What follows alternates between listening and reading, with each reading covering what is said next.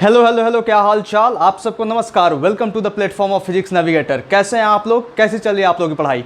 मैं उम्मीद करता हूं कि आप सब ठीक होंगे और आपकी पढ़ाई बहुत अच्छी चल रही होगी। तो चलिए शुरू करते हैं आज का क्लास, जहां पे हम लोग पढ़ने वाले हैं वेक्टर से रिलेटेड बहुत सारे इंपॉर्टेंट पॉइंट्स। बहुत ज़्यादा मजा आने वाला है। चलिए तो कमर कस लीजिए, तैयार हो जाइए और यहाँ पे देखिए बोर्ड पे। उससे पहले मैं आपको कल क्रॉस प्रोडक्ट पढ़ाया था। क्रॉस प्रोडक्ट आपने पढ़ा कि नहीं, कैसा लगा आपको क्रॉस प्रोडक्ट, जल्दी अभी कमेंट्स में बताइए, ठीक है ना। आज मैं आपको क्रॉस प्रोडक्ट से रिलेटेड, मैट्रिक्स मेथड से रिलेटेड 2-3 सवाल कराऊंगा। उसके बाद इंपॉर्टेंट पॉइंट की ओर चलेंगे। चलिए देखिए यहाँ पे इस क्वेश्चन को देखिए आप और इस क्वेश्चन को सोल्व कीजिए बहुत अच्छे से, ठीक है ना। मैंने कल आपका इसका कॉन्सेप्ट पढ़ा चुका हूँ, ठीक है। एक बार और चलिए रिवाइज करा देता हूँ इसका कॉन्सेप्ट, उसके बाद इसका सोल्यूशन आप कीजिए, ठीक है। देखिए यहाँ पे मैं बता रहा हूँ आपको मैट्रिक्स मेथड क्या था अपना भैया। मैट्रिक्स मेथड में आपको क्या बताया था, ये बहुत इंपॉर्टेंट है, इसीलिए मैं फिर दोबारा कर रहा हूँ, ठीक है। देखिए यहाँ पे मैं बोल रहा था कि अगर इफ़ ए वेक्टर दिया हुआ है ए x i cap plus a y j cap plus a z k cap, ठीक है ना, ए जेड के कैप, और बी वेक्टर दिया हुआ है अपना B x i cap plus B Y j cap plus B Z k cap, ठीक है ना, बी जेड के कैप। तो मैट्रिक्स मेथड कैसे हम लगाएंगे इन दोनों वेक्टर्स का क्रॉस प्रोडक्ट करने के लिए। तो हमको क्या फाइंड करना है यहाँ पे, बी क्रॉस है। चलिए यहाँ बी क्रॉस ए के लिए बता दे रहा हूँ, वैसे ही सिमिलरली ए क्रॉस बी के लिए भी होगा, ठीक है। देखिए यहाँ पे मैं बता रहा हूँ आपको बी क्रॉस ए कैसे करेंगे। बी क्रॉस ए, उसके लिए हम क्या करते थे, बी क्रॉस ए के लिए हम ये करते थे कि पहले एक क्या करते थे, हम दो डंडी खींचते थे, ठीक है ना। यहाँ पे लिखते थे आई कैप, यहाँ पे लिखते थे जे कैप और यहाँ पे के कैप, ठीक है ना। और बी पहले है तो बी का पहले लिखेंगे, ठीक है ना। बी वेक्टर पहले, बाद में ए है तो बाद में ए का, ठीक है ना। तब जाकर ये होगा बी क्रॉस है, दोनों मिलेगा बी क्रॉस ए हो जाएगा, ठीक है। तो देखिए बी का पहले लिखेंगे तो यहाँ पे लिखेंगे बी एक्स, इसका बी एक्स, इसका बी वाई, इसका बी जेड, मतलब आई का कोफिशिएंट आई के नीचे, जे का कोफिशिएंट जे के नीचे, के का कोफिशिएंट के नीचे, ठीक है ना। यहाँ पे हो जाएगा बी वाई और यहाँ पे हो जाएगा अपना बी जेड, ठीक है। और वहाँ पे वैसे ही ए के सामने ए वाला है, आई का कोफिशिएंट, जे का कोफिशिएंट और के का कोफिशिएंट, तो ए एक्स हो जाएगा, ए वाई हो जाएगा और ए जेड हो जाएगा, ठीक है। कोई दिक्कत इसमें, कोई दिक्कत नहीं हो जाए, ठीक है। यहाँ तक आ गया ना आपको। देखिए अब मैट्रिक्स मेथड इसमें कैसे लगाएंगे हम बी क्रॉस ए फाइंड करने के लिए। बी क्रॉस ए स्टेप्स देखते जाइए, ठीक है। आपका रिवाइज हो रहा है, बस समझिए। यहाँ पे लिखेंगे आई कैप और एक खुपचा ड्रॉ करेंगे, ठीक है। फिर माइनस जे कैप और फिर एक खुपचा ड्रॉ करेंगे, फिर प्लस के कैप और फिर एक खुपचा ड्रॉ करेंगे, ठीक है। प्लस के कैप के बाद फिर एक खुपचा ड्रॉ करेंगे, ठीक है। ये यहाँ पे स्पेस नहीं था इसलिए मैंने यहाँ पे किया, ठीक है। आया समझ में आपको। देखिए यहाँ पे नेक्स्ट मैं बताता हूँ। नेक्स्ट अब करना क्या है, आपको आई कैप के खुपचे के लिए काम करना है ना, तो आई कैप को आप ढक दीजिए, ठीक है ना। अब इसमें काम कीजिए, किसमें, इसमें कैसे कीजिएगा। इसमें आपको करना क्या है, आपको ऐसे जाना है, पहले तीर ऐसे जाएगा, फिर तीर ऐसे जाएगा, ठीक है ना, फिर तीर ऐसे जाएगा, मतलब फर्स्ट तीर ऐसे जाएगा, सेकंड तीर ऐसे जाएगा, ठीक है। तो इसको ढकिए और इसमें कीजिए, तो पहला तीर ऐसे, दूसरा तीर ऐसे, b y a z b z a y, b y a z minus b z a y, कोई शक इसमें, कोई शक नहीं, ठीक है। B y a z minus b z a y, ठीक है, हो गया। अब देखिए अब जे कैप के लिए काम करना है आपको, जे कैप के लिए, जे कैप के ब्रैकेट के लिए, तो जे कैप को ढकिए। अब बी एक्स ए जेड देखिए, बी जेड ए एक्स देखिए, b x a z minus b z a x, b z a x, ठीक है। कोई इसमें शक, कोई शक नहीं होना चाहिए, बहुत आसान है, ठीक है ना। अब के कैप के लिए देखना है तो के कैप को ढकिए, ठीक है। के कैप को ढकिए। अब देखिए यहाँ से इधर जाना है, फिर इधर आना, बी एक्स ए वाई बी वाई ए एक्स, बी एक्स ए वाई माइनस बी वाई ए एक्स, बहुत आसान है, हो गया, ये हो गया ना। तो देखिए आपको अब कैलकुलेशन करना था, यहाँ पे समझ में आ रहा नहीं, यहाँ पे कैलकुलेशन करना था कि ए वेक्टर क्या दिया हुआ है। चलिए सॉल्यूशन करता हूँ मैं इसका। सॉल्यूशन देखिए, सॉल्यूशन में ये आपको समझ में आया, बहुत तगड़े तरीके से कल बता चुका हूँ, ठीक है ना। मैंने बस रिवाइज करा। वैसे ही अगर ए क्रॉस बी का करना होगा, ए क्रॉस बी का, तो पहले ए लिखेंगे यहाँ पे, बी लिखेंगे यहाँ से पे, और वैसे ही कर देंगे। समझ में आ रहा है, जैसे जैसे स्टेप्स बताया वैसे ही देखिए यहाँ पे। अब दूसरा देखिए सॉल्यूशन इसका है कि ए वेक्टर कितना दिया हुआ अपना, दिया हुआ 2 के कैप प्लस 4 आई कैप, ठीक है ना। और बी वेक्टर कितना दिया हुआ अपना, बी वेक्टर दिया हुआ अपना 3 जे कैप प्लस 2 आई कैप प्लस 3 के कैप, कोई शक इसमें, कोई शक नहीं। अब अपने को क्या करना है, वही डंडी वाला मेथड लगाना है। लगाइए यहाँ पे क्या फाइंड करना है, बी क्रॉस ए। तो बी क्रॉस ए के लिए क्या करना पड़ेगा अपने को, बी क्रॉस ए के लिए क्या करना पड़ेगा, वैसे ही सेम स्टेप जो बताया वही स्टेप करना है। अपने को 2 डंडी खींचना है, ठीक है, 2 डंडी खींचा हमने, ठीक है। अब देखिए यहाँ पे लिखना आई कैप, ऊपर जे कैप और यहाँ पे के कैप, कोई शक नहीं होना चाहिए। अब देखिए आई के नीचे आई का कोफिशिएंट, अब यहाँ पे बी क्रॉस ए करना है तो बी पहले लिखेंगे यहाँ पे और ए पहले लिखेंगे यहाँ पे, तब जाकर ये बी क्रॉस ए आएगा ऐसे, ठीक है ना, बी क्रॉस ए आएगा। नहीं तो अगर ऊपर ए लिख देते नीचे भी तो ए क्रॉस बी आता। लेकिन अपने को सावधान रहना है भैया, अपने को बी क्रॉस ए फाइंड करना है। इसी में जो बच्चे होते हैं ना घंघोर मतलब चक्कर में फंस जाते हैं। बी बोलता है ए क्रॉस बी फाइंड करने के लिए फाइंड कर देते हैं बी क्रॉस ए, बोलता है बी क्रॉस ए फाइंड करने के लिए फाइंड कर देते हैं ए क्रॉस बी। तो यहाँ पे आप फंसिएगा नहीं, आपको बार बार बोल रहा हूँ सावधान हो जाइए, समझ रहे हैं ना। क्रॉस प्रोडक्ट जहाँ पे आपको मैट्रिक्स मेथड पढ़ाया हूँ वहाँ पे लिख दीजिए सावधान, समझ रहे हैं ना। ए क्रॉस बी बोलने का तो बी क्रॉस ए फाइंड मत कर दीजिएगा, ठीक है ना। देखिए यहाँ पे अब बी वेक्टर है तो बी वेक्टर के सामने बी का कोफिशिएंट लिखेंगे तो आई कैप के यहाँ पे देखिए जे है, आई है और के है, तो आई के नीचे आई वाला लिखना है। तो 2 फंसिएगा मत इसमें भी। देखिए सीक्वेंस में बदलाव, ये सवाल जो है ना आपको बहुत कुछ सिखाने वाला है। देखिए सीक्वेंस में बदलाव, यहाँ पे आई के नीचे कोफिशिएंट आई का लिखेंगे, फिर जे के नीचे कोफिशिएंट जे का लिखेंगे, फिर के नीचे कोफिशिएंट के का लिखेंगे, मतलब 3। ठीक है ना, कोई शक इसमें, कोई शक नहीं। मतलब आई के नीचे 2, जे के नीचे 3 और के नीचे 3, क्योंकि इसमें ऐसा ही है। अब देखिए यहाँ पे आई के नीचे 4 लिखेंगे, ठीक है, आई के नीचे यहाँ पे 4 लिखेंगे, आई के नीचे 4, जे के नीचे क्या लिखे, जे तो है ही नहीं, तो 0 जे कैप मान लेंगे। आपको बताया था डॉट प्रोडक्ट पढ़ाते वक्त कि अगर नहीं दिया है तो 0 ऐड कर दीजिए, क्या दिक्कत है, ठीक है ना। तो 0 जे कैप मान लेंगे, तो 0 जे के नीचे 0 लिख देंगे, ठीक है ना। अब देखिए यहाँ पे अब 0 लिख देंगे, तो यहाँ पे के नीचे क्या लिखेंगे, के नीचे 2 लिखेंगे। कोई शक, कोई शक, कोई शक, कोई शक नहीं होना चाहिए, ठीक है। अब अपने को बी क्रॉस से फाइंड करना है, तो चुपचाप यहाँ पे लिखे बी क्रॉस से, ठीक है ना। वैसे ही खोपचा तैयार हो जाए। अब खोपचा तैयार किया जाए, आई कैप खोपचा माइनस जे कैप, फिर खोपचा, फिर प्लस के कैप, फिर खोपचा। क्या दिक्कत है, कोई दिक्कत नहीं, समझ में आ रहा है ना। अब देखिए आई कैप के लिए काम करना है, तो आई कैप को ढक दीजिए, फिर इसमें काम कीजिए। मतलब पहले 3 ऐसा जाएगा, फिर 3 ऐसा जाएगा, तो 3 दूना ऐसे मल्टीप्लाई करेंगे, 3 × 2 3 × 0, 3 × 2 माइनस 3 × 0। कोई शक, कोई शक नहीं, आसानी है, आसानी है, ठीक है ना। अब देखिए नेक्स्ट मैं बताता हूँ आपको। अब काम करना है आपको जे कैप के लिए, तो जे कैप को ढक दीजिए। अब ऐसे ऐसे कीजिए काम, 2 दूना 4, 4 3 12, मतलब 2 × 2 3 × 4, 2 × 2 माइनस 3 × 4। कोई शक, कोई शक नहीं। आया आप के कैप के लिए काम करना, आपको के कैप के लिए, तो के कैप को ढक दीजिए। अब इसमें देखिए, तो 2 × 0 3 × 4, 2 × 0 माइनस 3 × 4। कोई शक, कोई शक नहीं होना चाहिए। आया समझ में आपको। देखिए अब यहाँ पे कर लीजिए इसका कैलकुलेशन। अब तो कैलकुलेशन बचा हुआ है, मैट्रिक्स मेथड तो आपने खेल दिया यहाँ पे। अब देखिए 3 × 2 कितना होता है, 3 दूना 6, और 3 × 0 मतलब 0, 3 दूना 6 मतलब 6 आई कैप, माइनस का माइनस यहाँ पे लगाए, ठीक है ना। अब देखिए 2 दूना 4 और 3 चौको 12। अब 4 में से 12 गया, कितना जाएगा, 4 में से जब 12 जाएगा तो 4 में से 12 जाएगा, ये हो जाएगा अपना -8, और minus minus plus 8 J cap.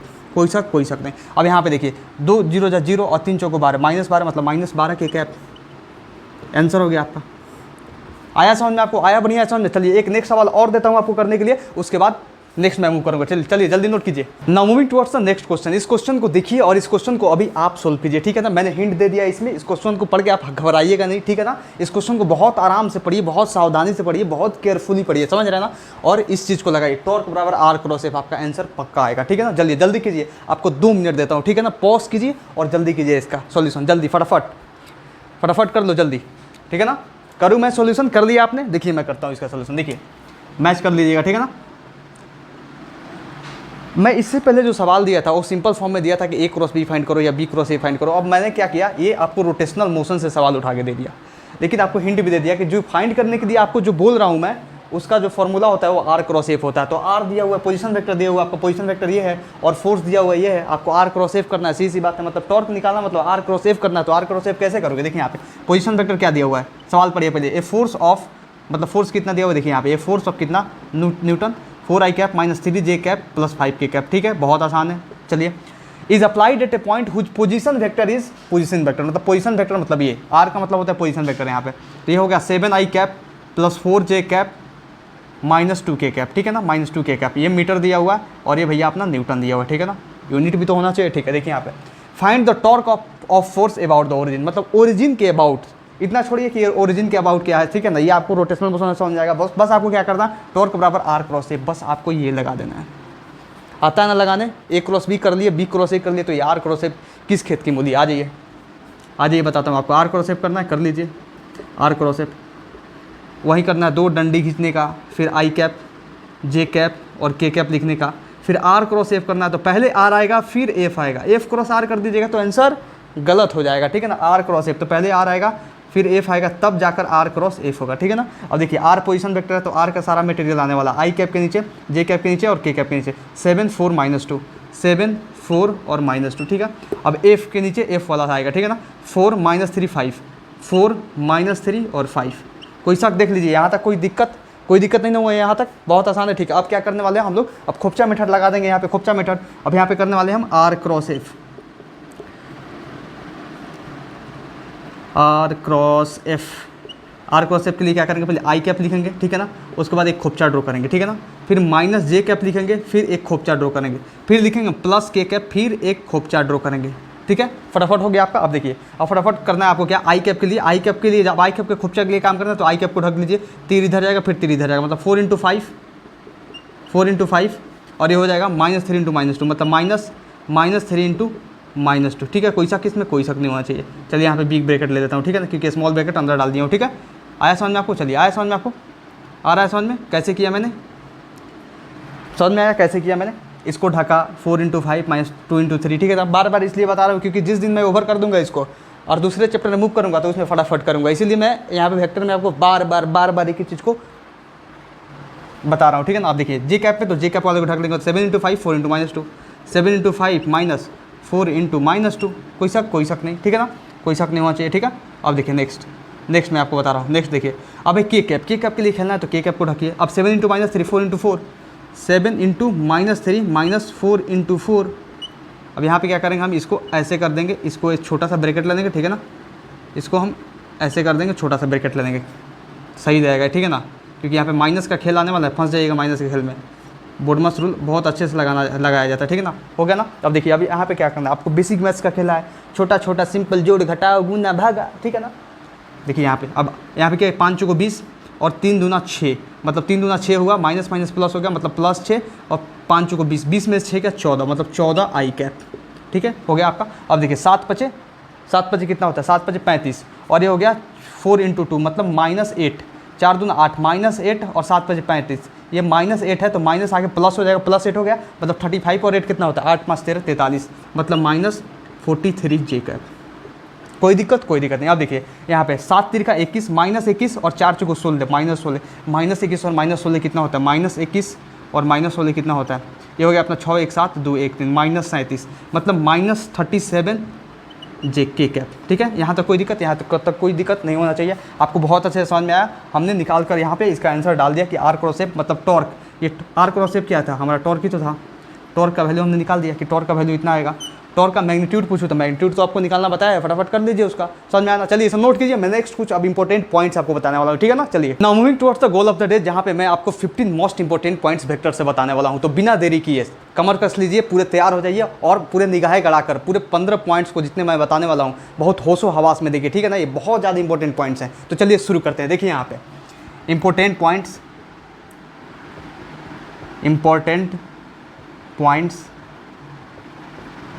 Of vector.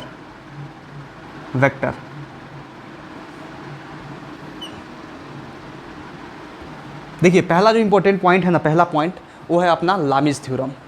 मैं इसे मामिस थ्योरम बोलता हूँ, ठीक है ना, मैं प्यार से मामिस थ्योरम बोलता हूँ, ठीक है ना, कुछ तो बना सकते हैं अपने माइंड में, ठीक है ना, इसे लामिस थ्योरम बोलाते हैं। अब लामिस थ्योरम जो है ना, इसका जो यूज़ है ना, ये न्यूटन्स लॉज ऑफ मोशन में है, specifically Newton's laws of motion में इसका यूज होगा। और न्यूटन्स लॉज ऑफ मोशन में जब आप वेक्टर से कंपोनेंट को तोड़िएगा तो समझ लीजिए वहाँ पे फोर्स का वैल्यू निकालना पड़ेगा, नेट फोर्स दिया रहेगा 0, तो वहाँ पे फोर्स का वैल्यू अगर आपको निकालना होगा तो लामिस थ्योरम वहाँ पे यूज़ होगा। अब कैसे यूज होगा, क्या है लामिस थ्योरम, चलिए यहाँ पे देखिए फिर आपको समझ में आएगा, ठीक है ना।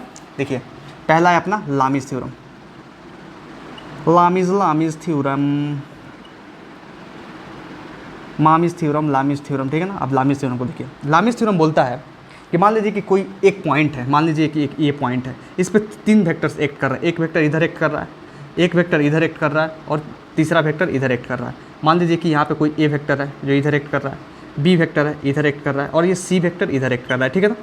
देखिए यहाँ पे, और ए जो है, ए के सामने वाला एंगल बन रहा है अल्फ़ा, बी के सामने वाला जो एंगल बन रहा है वो है बीटा और सी के सामने वाला जो एंगल बन रहा है वो है गामा, ठीक है ना। If 3 vectors are acting at a point, इस पॉइंट पे एक्ट कर रहा है, समझ में आ रहा ना, इस पॉइंट पे, ये पॉइंट मास भी हो सकता है, कुछ भी हो सकता है, मतलब उस पे एक्ट कर रहा है 3, जैसे मान लीजिए कि मेरे पे ही 3 फोर्स लग रहा है, किधर फोर्स लग रहा है, किधर फोर्स लग रहा है और एक आपकी तरफ फोर्स लग रहा है, समझ में आ रहा ना। तो एक पॉइंट पे 3 फोर्स अगर एक्ट कर रहा है और तीनों फोर्स का सम यहाँ पे लिख रहा हूँ, इफ़, देखिए स्टेटमेंट लिख रहा हूँ कि if 3 forces are acting at a point and sum of these forces मतलब 3 forces, these forces is 0, that is, मतलब कहने का मतलब क्या हुआ कि a vector plus b vector plus c vector, क्योंकि यहाँ पे डायग्राम में हम तो ये तीनों यही बनाए हैं, ठीक है ना। अगर 0 होता है देन देखिए यहाँ पे लामिस थ्योरम आने वाला है, आँख खोल लीजिए, ठीक है ना। यहाँ पे then a upon sine alpha, मतलब ए का मैग्नीट्यूड अपन साइन अल्फा बराबर बी का मैग्नीट्यूड अपन साइन बीटा बराबर सी का मैग्नीट्यूड अपन साइन गामा, ये हो जाएगा। कब कंडीशन इसका, ठीक है ना, ये कब लगेगा, ये कभी भी नहीं लग जाएगा, तब लगेगा ये जब सम ऑफ द 3 फोर्सेस, जो फोर्सेस एक्ट कर रहे हैं इस पॉइंट पे, तीनों फोर्सेस का सम अगर जीरो, मान लीजिए कि 5 न्यूटन ये 5 न्यूटन ये माइनस, ये 5 न्यूटन हो 5 न्यूटन हो, लेकिन 5 न्यूटन अगर इस पे लग रहा है तो 5 न्यूटन इसको 10 न्यूटन इसको, मतलब कुछ ऐसा फोर्स लगना चाहिए जो दोनों 5 न्यूटन को कैंसिल कर दे। समझ में आ रहा है? मतलब नेट फोर्स इस पर जीरो होना चाहिए, कहीं से भी होना चाहिए। समझ में आ रहा है? मतलब कैसा भी फोर्स लगे, कैसा भी फोर्स लगे, लेकिन नेट फोर्स अगर जीरो हो रहा है, नेट फोर्स जीरो हो रहा है इन तीनों फोर्सेस को मिलाकर, तो ये कंडीशन लग जाएगा, मतलब ये फॉर्मूला लग जाएगा। ठीक है ना? तो कंडीशन इसका क्या है? कंडीशन इसका ये है कंडीशन में एक सेपरेट लिखा दे रहा हूँ। कंडीशन ये है इसका कि A vector plus B vector plus C vector जो होना चाहिए ना, जीरो होना चाहिए। ये कंडीशन है, ये होगा तभी जाकर ये थ्योरम लगने वाला है। ठीक है, चलिए ये थ्योरम लगने वाला। चलिए मैं आपको एक क्वेश्चन देता हूँ, उस क्वेश्चन को कीजिए, आपका दिमाग खुलेगा। ठीक है ना? देखिए क्वेश्चन है, क्वेश्चन देखिए क्वेश्चन है कि if 3 forces are acting at a point and the system is in equilibrium। अब इक्विलिब्रियम का मतलब क्या होता है? इक्विलिब्रियम का मतलब होता है नेट फोर्स जीरो। समझ में आ रहा ना? देखो, if 3 forces are acting at a point and the system is in equilibrium, अगर सिस्टम इक्विलिब्रियम में है, then find the value of F2 force and F3 force. Sir question आधा अधूरा है, डायग्राम बनाइए। सर मिलन अभी आधा अधूरा है, क्वेश्चन अभी आधा अधूरा है, मिलन तो आधा अधूरा है ही। देखिए यहाँ पे एक है इधर, एक है अपना इधर, कैमरे में दिखाई दे रहा है कि नहीं? दिखाई दे रहा होगा भाई। और एक है मान लो यहाँ पे इधर। ठीक है ना? ये मान लीजिए 90 डिग्री पे लग रहा है, यहाँ पे F1 फोर्स है, F1 यहाँ पे F1 नहीं, मान लो यहाँ पे F3 फोर्स है। ठीक है ना? यहाँ पे अपना F1 फोर्स है, F1 फोर्स है 10 न्यूटन। ठीक है ना? और ये यहाँ पे लग रहा है 150 डिग्री पे। ठीक है, 150 डिग्री पे, और ये यहाँ पे लगने वाला अपना 120 डिग्री पे, क्योंकि ये सब मिलाकर कितना होना चाहिए? 360 होना चाहिए, क्योंकि एक पॉइंट पे अगर कोई सर्कल बन रहा है, यहाँ पे अगर पूरा एंगल बना है तो ये कितना हुआ? हाँ 360 हो गया। ठीक है ना? 360 हो गया। अब यहाँ पे F3, यहाँ पे F1, यहाँ पे F2 लग रहा है। ठीक है ना? अब आपको कौन का वैल्यू बताना है? F2 और F3 का वैल्यू बताना है। मतलब अननोन कौन सा है? F2 और F3 है। फटाफट जल्दी फटाफट F2 और F3 का वैल्यू बताइए। मैं आपको दे दिया हूँ क्वेश्चन को समझिए। मैं दिया हूँ कि नेट फोर्स जो है यहाँ पे जीरो है, नेट फोर्स जीरो मतलब F1 F2 plus F3, F1 F2 plus F3। इसका मतलब क्या हुआ? इसका मतलब ये हुआ कि F1 plus F2 plus F3 का वैल्यू जीरो है। यही तो नेट फोर्स है ना, क्योंकि सारा फोर्स मिलाकर ही तो नेट फोर्स बनाता है। तो आपको इसका आंसर अभी देना पड़ेगा, क्योंकि ये थ्योरम आप लगाइए। कंडीशन मैच कर गया है, आपको ये थ्योरम लगाना पड़ेगा। लामिस थ्योरम, मामिस थ्योरम को बुलाइए, और इस कंडीशन मैच कर गया तो इस फॉर्मूला को लगाइए। ठीक है ना? देखिए अब लामिस थ्योरम मैं लगाता हूँ, कर दिया आपने? देखिए मैं करता हूँ। लामिस थ्योरम के अनुसार क्या करेंगे? यहाँ पे अगर F1 plus F2 plus F3 zero है तो करेंगे ये कि F1 बाई इसके सामने का है साइन वाला एंगल, F1 बाई साइन 90। बता कोई गलती हुआ? नहीं कोई गलती हुआ। F1 बाई साइन 90, F1 है बाई साइन 90। ठीक है ना? अब देखिए ये F2 है, इसके सामने वाला एंगल F2 का साइन 120, F2 बाई साइन 120। कोई गलत नहीं। अब देखिए ये F3 है, F3 बाई 150, कि F3 के सामने वाला एंगल कौन सा है? 150। F3 के सामने वाला एंगल कौन सा है? 150। तो F3 बाई 150, कोई इसमें दिक्कत बता दे? 150 नहीं भाई, साइन 150। ठीक है ना? अब बता, यहाँ तक तेरे को समझ में आया? कोई दिक्कत नहीं हुआ यहाँ तक? अब देख आगे कैसे बढ़ेंगे। अब यहाँ पे दिया हुआ F1 का वैल्यू कितना दिया हुआ? 10 न्यूटन। तो डाल यहाँ पे, डाल दे यहाँ पे, डाल दूँ मैं यहाँ पे F1 का वैल्यू 10 न्यूटन डाल देता हूँ। देखिए यहाँ पे 10 न्यूटन डाल देता हूँ। ठीक है ना? क्योंकि F1 10 न्यूटन है, इसलिए 10 न्यूटन मैंने यहाँ पे डाला। ठीक है ना? भूलना नहीं, यहाँ पे F1 था, F1 का वैल्यू, क्योंकि यहाँ पे स्पेस नहीं है। ठीक है ना? F1 का वैल्यू मैं 10 न्यूटन डाल दिया। अब क्या कर तू? अब तो ये पढ़ा है ना, इक्वलिटी का कॉन्सेप्ट है। ये इसके इक्वल, तो ये भी इसके इक्वल। समझ में आया ना? यहाँ पे देख लिया। अब क्या कर, इसको इसके इक्वल कर दे, एक बार इसको इसके इक्वल कर दे, आपका आंसर आ जाएगा। देखो कैसे करना है। F2 करेगा, F2 को इसके इक्वल करेगा, तो ये आ जाएगा 10 इंटू साइन 90 बाई F2 करेगा। F2 is equal to 10 into sine 90 नहीं भाई, 10 इंटू साइन 120 बाई साइन 90। कोई शक नहीं। देखिए यहाँ पे कैसे हुआ, ये कंफ्यूज नहीं हो रहा है? देखिए यहाँ पे F2 करेंगे, F2 तो साइन 120 इधर आएगा इंटू 10 बाई साइन 90। ठीक है ना? अब इसको इससे कंपेयर कर दे। ठीक है ना? अब F3 निकाल लें यहाँ पे। F3 कैसे निकलेगा? देखिए F3 कैसे निकलेगा। यहाँ पे आ जाएगा 10 into sign 150 by sine 90, 10 into sign 150 by sine 90। देखिए यहाँ तक कोई दिक्कत नहीं होगा। ठीक है ना? अब साइन 90 का वैल्यू कितना होता है भैया? साइन 90 का वैल्यू 0 1 0 1 होता है, 1। साइन 90 का वैल्यू कितना होता है? 1। ठीक है ना? अब साइन 90 का वैल्यू जब 1 होता है तो ये गयो 1, ये गयो 1। ठीक है ना? 1 हो गया इसका वैल्यू। ठीक है, अच्छा 1 हो गया तो साइन 120 का वैल्यू कितना होता है? साइन 120 इंटू 10 कर दे। अब साइन 120 का वैल्यू कैसे निकालेंगे, साइन 120 मतलब साइन 60। बताया था ना आपको कि 90 से आगे जितना मूव करोगे 90 से उतना पीछे आ जाओ बेसिक मैथ्स में देखो, दिमाग जो है ना आपके घुटने से दिमाग में मतलब यहाँ पे खोपड़ी में आ जाएगा। इतना अच्छा से आपको बताया कि कैसे एंगल को फटाक से चुटकियों में आप पता कर लोगे, ठीक है ना। देखो अब साइन 120 का वैल्यू कितना होगा, जो साइन 60 का वैल्यू, साइन 60 का वैल्यू कितना, √3/2 मतलब 10 इंटू √3/2, 10 इंटू √3/2 मतलब 2 से खपाच 2 5 10 5 √3 न्यूटन। कर लो कदर हमारे बेसिक मैथ्स की कदर कर लो यार। जाओ एक बार देख के तो देखो, दिमाग खोल दूंगा बेसिक मैथ में, ठीक है ना। देखो यहाँ पे अब ये साइन 150, अब साइन 150 का वैल्यू कितना होगा, 90 से 150 कितना दूर है, 90 से 150 जो 60 डिग्री दूर है, तो 90 से पीछे आओ 60 डिग्री मतलब 30 पे आओगे, तो साइन 30 का जो वैल्यू होगा वही साइन 150 का वैल्यू होगा। तो साइन 30 का वैल्यू कितना होता है 1/2 मतलब 10 इंटू 1/2 खपाच 5 बार में 5 न्यूटन, खत्म खेला। मतलब F2 आ गया आपका 5√3 न्यूटन और F3 आ गया 5 न्यूटन, खत्म। ये लामिस थ्योरम लगाया आपने, आंसर लगाया फटाफट। अब ऐसे देखिए बहुत सारे ऐसे एनएलएम में क्वेश्चन मिलेंगे। एनएलएम में समझिए कहाँ यूज होने वाला है, एनएलएम में, न्यूटन्स लॉज ऑफ मोशन में। एनएलएम में बहुत सारा क्वेश्चन आपको मिलेगा ना जो फटाफट हो जाएगा, ठीक है ना। चलिए पहला इंपॉर्टेंट पॉइंट खत्म होता है और दूसरा इंपॉर्टेंट पॉइंट को चलते हैं, उससे पहले आप इसे नोट कीजिए जल्दी। Now moving towards the second important point. देखिए यहाँ पे दूसरा पॉइंट है अपना difference between polar vector and axial vector.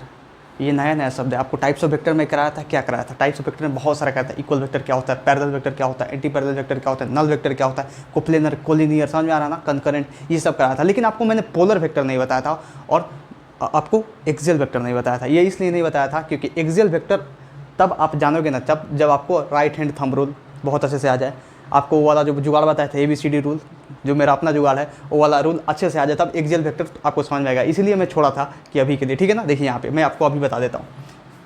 दूसरा है अपना डिफरेंस बिटवीन, इसको डिफरेंस करके इसीलिए करा रहा हूँ ना क्योंकि मैं अलग अलग बता सकता था कि पोलर वेक्टर ये होता है, एक्सियल वेक्टर ये होता है, लेकिन डिफरेंस करके कराऊंगा तो सामने सामने लिखा रहेगा, मजा से पढ़ोगे, ठीक है ना। Difference between polar vector and axial vector, ठीक है ना। Difference between polar vector and axial vector. अब देखिए यहाँ पे मैं बता रहा हूँ आपको। पहला देखिए यहाँ पे लिखता हूँ मैं पोलर वेक्टर, यहाँ पे लिखता हूँ मैं एक्सियल वेक्टर। अब पोलर वेक्टर क्या होता है, पोलर वेक्टर जो होता है ना, आपको फील के साथ मैं हर चीज़ बताने वाला हूँ। देखिए यहाँ पे पोलर वेक्टर क्या होता है, पोलर वेक्टर इसके पास have initial and final point. पहले लिख लेने दीजिए फिर आपको समझ में आएगा, ठीक है ना। फाइनल पॉइंट एग्जांपल दूंगा तो समझ में आएगा, ठीक है। दूसरा shows translational effect,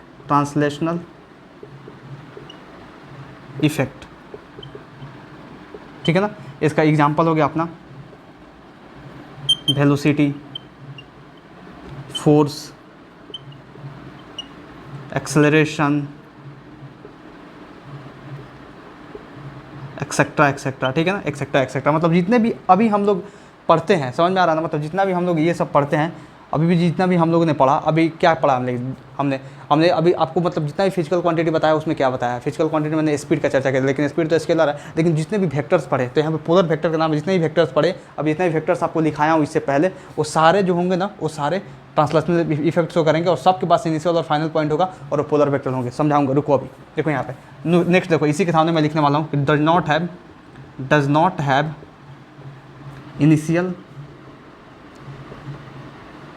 and final point. ना इसका पैर होता है ना इसका सिर होता है, समझ में आ रहा है ना। पैर होता है ना सिर होता है, मतलब ये असीम है, ना नीचे देख पाओगे, नीचे भी अनंत तक जाएगा और ऊपर भी अनंत तक जाएगा। मतलब ना शुरुआत होता है ना अंत होता है। मतलब भगवान श्री कृष्ण, भगवान वासुदेव, मतलब भगवान विष्णु, समझ में आ रहा है ना। देखो यहाँ पे दूसरा डायरेक्शन अलोंग, इसका डायरेक्शन जो होता है वो होता है अलोंग एक्सिस ऑफ रोटेशन। ये क्या नया बात बोल दी है सर, बताऊंगा। एंड सोज रोटेशनल इफेक्ट, यहाँ पर भी चमकाऊंगा और जब रोटेशन आपको पढ़ाऊंगा तब भी चमकाऊंगा, ठीक है ना, बहुत अच्छे से। और इतना अच्छे से चमकाऊंगा उसमें तो चमक जाएगा पूरा बढ़िया से, ठीक है ना। अब देखिए इसका एग्जांपल देखिए, इसका एग्जांपल जो होगा ना अपना हो गया एंगुलर। जितना भी एंगुलर टर्म जुड़ा हुआ है ना, एंगुलर से जो भी चीज़ आता है वो सारे जो होते हैं ना एक्सियल वेक्टर होते हैं। Angular acceleration, angular velocity, angular momentum, angular momentum, एक और आता है टॉर्क, और भी एक्स वाई जेड चीज़ें बहुत सारी हैं, ठीक है ना। अभी इतना ही जानिए, ठीक है।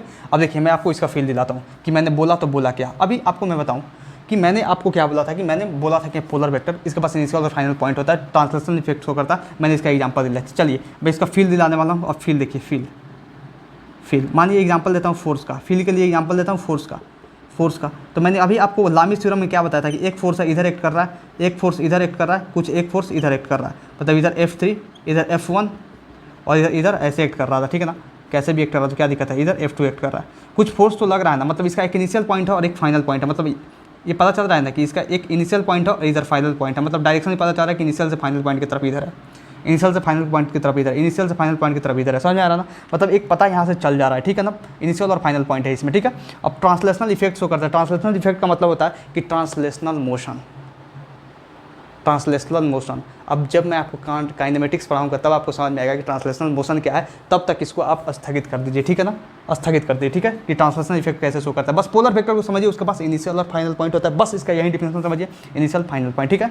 बाकी सब इसमें भी वैसे ही होगा। अब देखिए यहाँ पे, अब यहाँ पे समझ, देखिए मैं आपको इसका एग्जाम्पल देता हूँ। इसका एग्जाम्पल क्या होगा, देखिए बहुत अच्छे से सुनिए, ठीक है ना। देखिए मैं इसमें देता हूँ टॉर्क का एग्जाम्पल। टॉर्क यहाँ पे क्या दिया, यहाँ पे आपको एग्जांपल दिया था बहुत सुंदर सा फोर्स का, ठीक है ना। फोर्स का एग्जांपल दिया था, फोर्स से समझा दिया कि हाँ इसके पास इनिशियल और फाइनल पॉइंट होता है। लेकिन देखिए ये जो एक्सियल वेक्टर होता है ना, इसके पास इनिशियल और फाइनल पॉइंट नहीं होता। अब कैसे नहीं होता है मैं आपको बता रहा हूँ। टॉर्क देखो, मैं बोल रहा हूँ कि मान लो कि एक सर्कुलर मोशन कर रहा है एक ऑब्जेक्ट, ठीक है ना, यहाँ से इधर जा रहा है, तो पोजीशन वेक्टर का जो डायरेक्शन होता है आपको मैं पढ़ाऊंगा काइनेमेटिक्स में कि सेंटर से लेकर सर्कम्फ्रेंस की तरफ होता है, और होता है ऐसे पोजीशन वेक्टर डायरेक्शन। और जो मान लीजिए कि कोई ऑब्जेक्ट चल रहा है तो उस पर फोर्स ऐसे लग रहा है, ठीक है ना, फोर्स ऐसा लग रहा है, पोजीशन वेक्टर ऐसे। मैं आपसे पूछूं कि आप जो होता है टॉर्क का फॉर्मूला, मैं आपको बताया था कि टॉर्क का फॉर्मूला जो होता है R क्रॉस F होता है। अब R क्रॉस F मतलब टॉर्क का डायरेक्शन बताइए, मतलब टॉर्क का डायरेक्शन मैं पूछ रहा हूँ, मतलब R क्रॉस F का डायरेक्शन बता रहा हूँ, पूछ रहा हूँ आपसे। तो R क्रॉस F का डायरेक्शन आप कैसे बताइएगा, आप बताइएगा कि क्या करना है, राइट हैंड थंब रूल लगाएंगे, पहले वेक्टर की तरफ अपना क्या करेंगे, हाथ रखेंगे, और दूसरे वेक्टर को थप्पड़ मारेंगे। मतलब थप्पड़ मारने का मतलब कर्ल करेंगे, फिंगर कर्ल करेंगे। डायरेक्शन किधर आ रहा है, बाहर आ रहा है, मतलब आउट ऑफ द प्लेन आ रहा है। आउट ऑफ द प्लेन का मतलब क्या हुआ,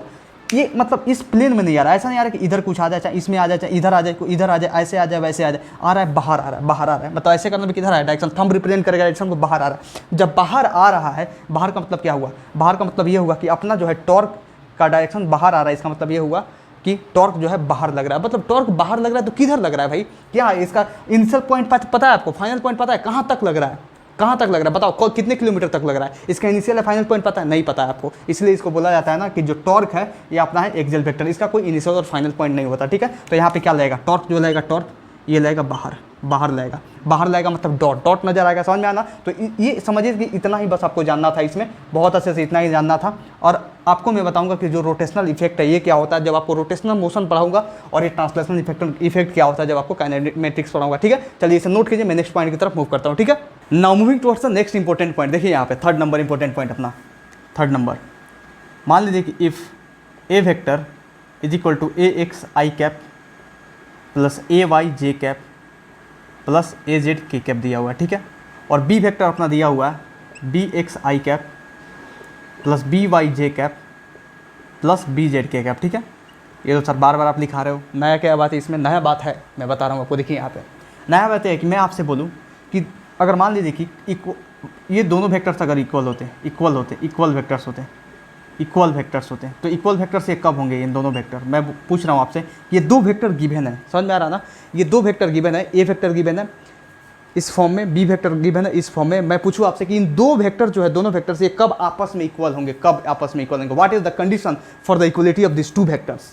ये दोनों वेक्टर्स कब इक्वल होंगे, मैं बता रहा हूँ कब इक्वल होंगे।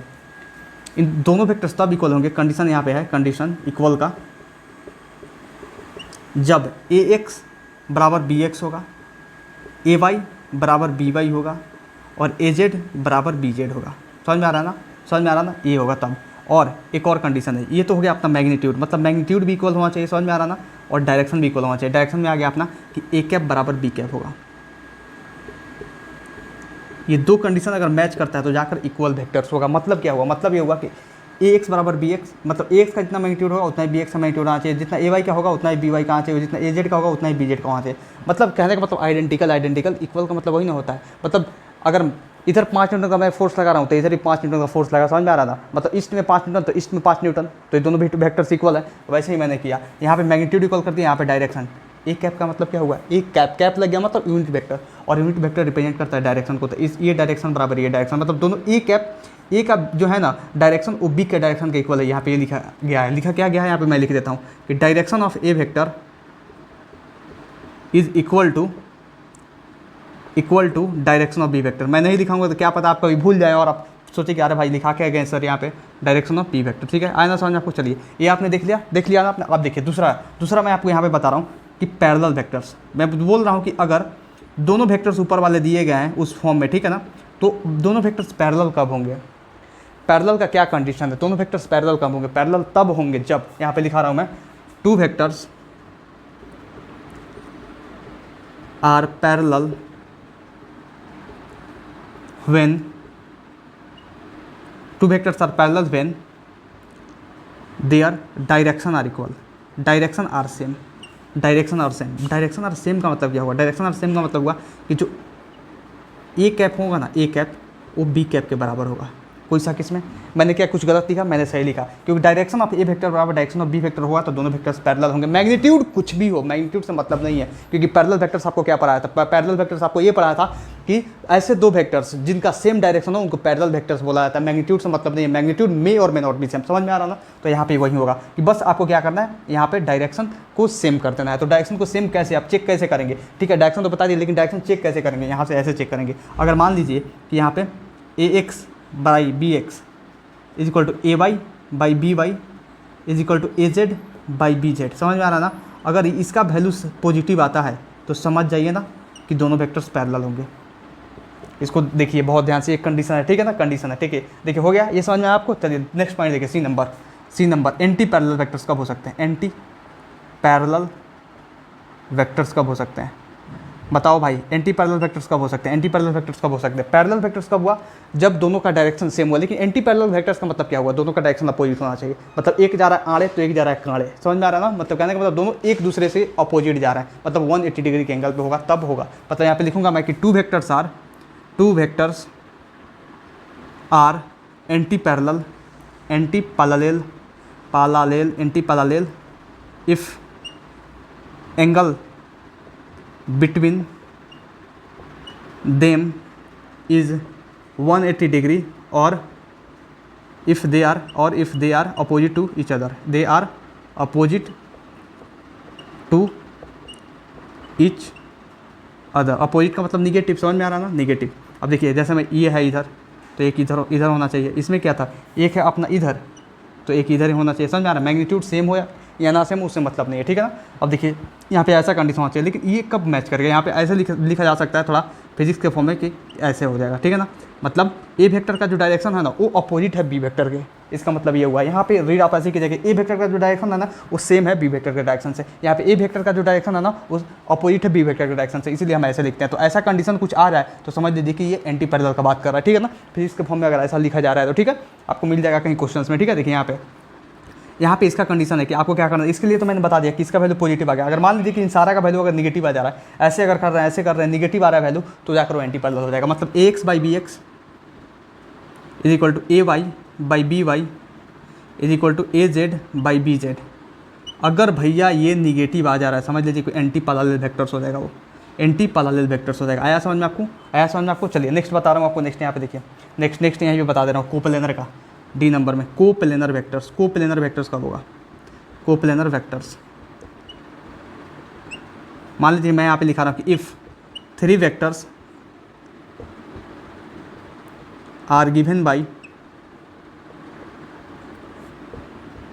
ए B and C then they are coplanar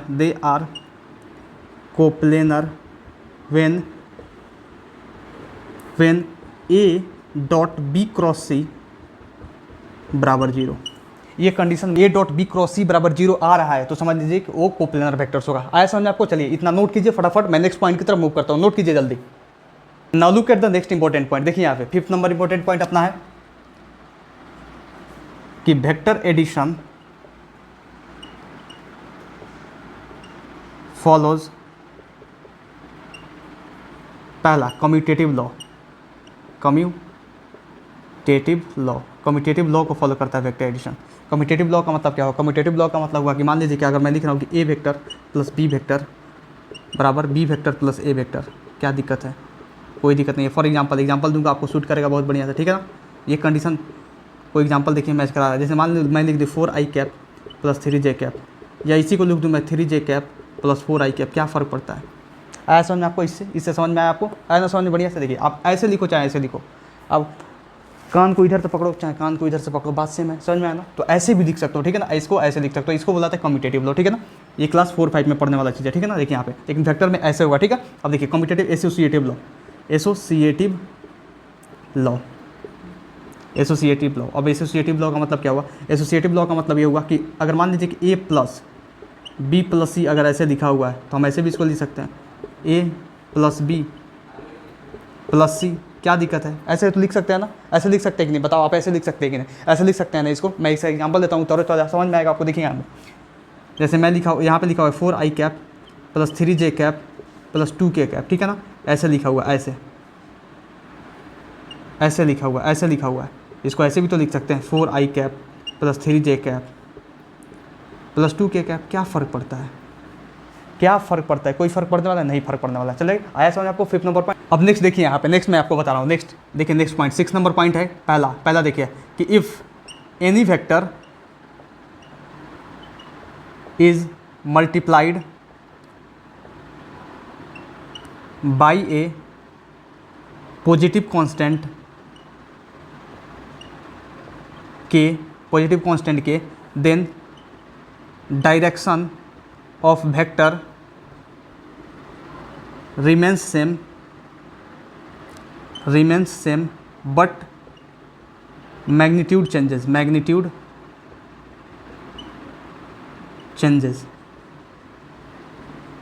except k is equal to 1 पे तो चेंज नहीं होने वाला है, समझ में आना। 1 की जगह तो 1 से किसी भी वेक्टर को मल्टीप्लाई कीजिएगा वहीं रहेगा, समझ में आना। अब देखिए मैं आपको यहाँ पे बताता हूँ एग्जांपल देखिए। एग्जांपल में मान लीजिए कोई वेक्टर था भैया, वेक्टर था, मान लीजिए क्या था 4i कैप था पहले से, ठीक है ना। और कोई k का वैल्यू था +2, ठीक है ना, +2। अब आप इसका मल्टीप्लिकेशन कीजिएगा तो क्या होगा? 4i कैप इंटू 2 मतलब ये हो गया 8i cap.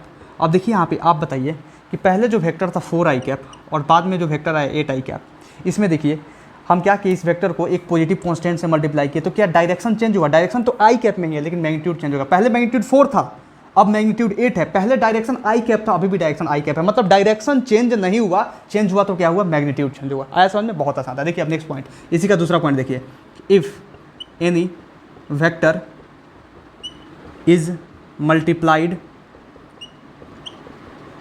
By A negative constant मतलब माइनस के मान लीजिए, ठीक है ना, माइनस के, ठीक है। Then both direction and magnitude of vector changes. देखिए मैं इसका एग्जांपल देता हूँ। मान लीजिए कि एक एग्जांपल है यहाँ पे, मान लीजिए कि वहीं 4i कैप था, ठीक है ना। k का वैल्यू ले लीजिए -2, यहाँ पे -2। अब इसको क्या कीजिए? मल्टीप्लिकेशन कीजिए। इसका मल्टीप्लिकेशन हम किए, मल्टीप्लिकेशन करने पे क्या हो रहा है? 4i कैप इंटू -2 किए हम, तो यहाँ पे कितना है? -8i cap. मतलब यहाँ पे अब देखिए क्या हुआ, यहाँ पे इसका मतलब -8i कैप का मतलब होता है ना 8 इंटू -i कैप। ये रियलिटी होता है, इसका रियलिटी ये होता है। समझ में आ रहा था? अब देखिए यहाँ पे, अब मैं बोला हूँ कि अगर किसी भी वेक्टर को आप निगेटिव कांस्टेंट के साथ अगर मल्टीप्लाई करते हैं तो ये वेक्टर अपना 4i कैप, इसको निगेटिव कांस्टेंट के साथ अगर हम मल्टीप्लाई यहाँ पे कर रहे हैं तो निगेटिव क्या आ रहा है? -8i कैप आ रहा है। मतलब पहले देखिए, पहला वेक्टर अपना ये था, ठीक है ना, और बाद का वेक्टर अपना ये है। इसमें क्या फ़र्क है? फ़र्क ये है कि अभी का मैग्नीट्यूड 4 है, बाद का मैग्नीट्यूड 8 है, तो मैग्नीट्यूड तो चेंज हो गया। और डायरेक्शन क्या हुआ? डायरेक्शन अभी का डायरेक्शन जो है i कैप है शुरू का, लेकिन बाद का डायरेक्शन जो है -i कैप हो गया, मतलब जस्ट अपोजिट हो गया। समझ में आया? तो ये खेला यही है। चलिए इसे नोट कीजिए, मैं नेक्स्ट पॉइंट की तरफ मूव करता हूँ। Now moving towards the next important point. देखिए यहाँ पे 6 नंबर पॉइंट अपना देखिए। 6 नंबर पॉइंट है कि if an object is moving on A circumference of circle with constant speed v, then find पहला मैग्नीट्यूड ऑफ, समझ लीजिए आपके लिए क्वेश्चन है, magnitude of change in position vector, change in position vector, position vector ये kinematics में कराया जाता है, लेकिन मैं आपको यहीं पे इसका फील्ड दिला दे रहा हूँ, ठीक है ना। देखिए यहाँ पे आपको फाइंड करना है, then find magnitude of change in position vector, और दूसरा magnitude of change in velocity vector, velocity vector. चलिए आपने से ट्राई कीजिए, ठीक है ना। ये तो इंपॉर्टेंट एक पॉइंट है, लेकिन आप इसे कर सकते हैं, मुझे पूरा उम्मीद है, ठीक है ना, पूरा भरोसा है, उम्मीद है, ठीक है। चलिए फटाफट कीजिए, आपको इसके लिए 5 मिनट का समय देता हूँ, पॉज कीजिए और थोड़ा सा दिमाग को कसरत में डालिए, ठीक है ना, एक्सरसाइज कीजिए ब्रेन का। चलिए 5 मिनट लीजिए, फटाफट पॉज करके कर लीजिए, ठीक है ना। चलिए कीजिए, जल्दी जल्दी जल्दी। कर दिया आपने, मैं करूँ? देखिए मैं करता हूँ, देखिए मैं करता हूँ, इसका आंसर मैं बताता हूँ। एक ऑब्जेक्ट है भैया, मान लीजिए कि एक ये सर्कल है, ठीक है ना। इस सर्कल पे क्या कर रहा है ऑब्जेक्ट जो है ना, मूव कर रहा है, यहाँ से मूव कर रहा है, यहाँ से मूव कर रहा है, ठीक है ना। यहाँ से मूव करके मान लीजिए यहाँ पे आया, ठीक है ना। बोल रहा है कि if an object is moving on the circumference of circle with constant speed then find magnitude of change in position vector. समझ में आ रहा है? ये डायग्राम दिया हुआ है, समझ लीजिए कि यहाँ पे गिवन डायग्राम है, गिवन डायग्राम है पहले से, ठीक है ना। यहाँ पे लिख दे रहा हूँ गिवन डायग्राम, गिवन डायग्राम, क्योंकि कहाँ से कहाँ तक मूव किया वो तो लिखा नहीं है वहाँ पे, ठीक है ना।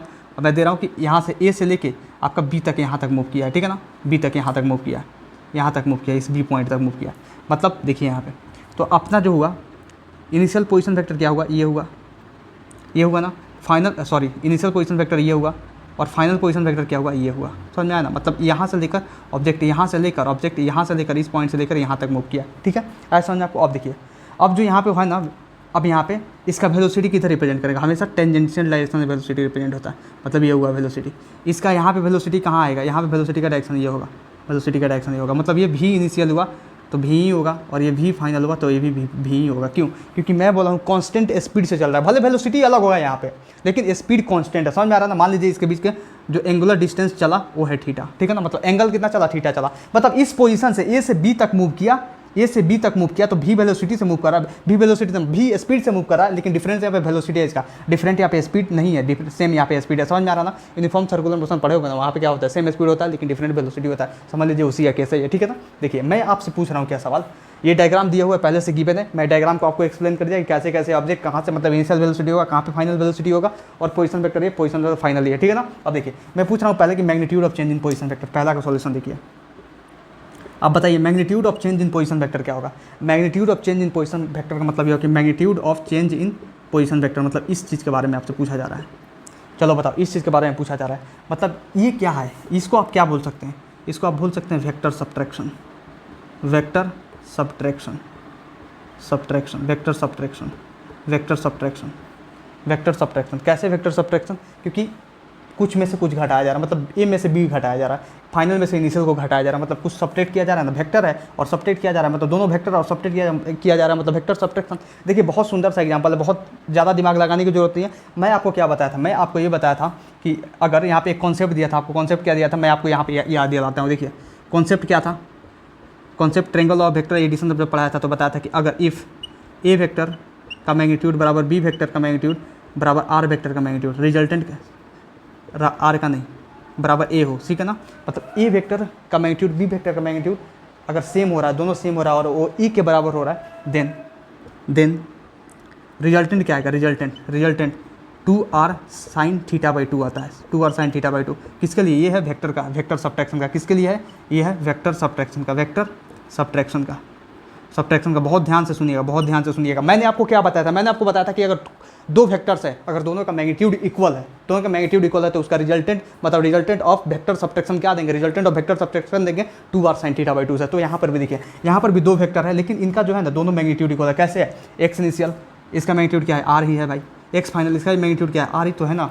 पोजीशन वेक्टर क्या है, पोजीशन वेक्टर ये एक्स इनिशियल ये है पोजीशन वेक्टर है, आर है इसका मैग्नीट्यूड, इसका भी आर है मैग्नीट्यूड, लेकिन डायरेक्शन डिफरेंट हो सकता है, डायरेक्शन इधर है, डायरेक्शन इसका इधर है। समझ में आ रहा ना, डायरेक्शन डिफरेंट है लेकिन पोजीशन वेक्टर का दोनों का जो है ना मैग्नीट्यूड सेम है। अगर दोनों का मैग्नीट्यूड सेम है तो हम क्या कर रहे हैं, वेक्टर सब्ट्रैक्शन कर रहे हैं। तो क्या हो जाएगा, यहाँ पे 2a sin θ/2 था ना, यहाँ पे रिजल्टेंट ए होगा ना 2a sin θ/2 क्योंकि ए मैग्नीट्यूड है, ठीक है ना। तो यहाँ पे क्या हो जाएगा 2r sin θ/2।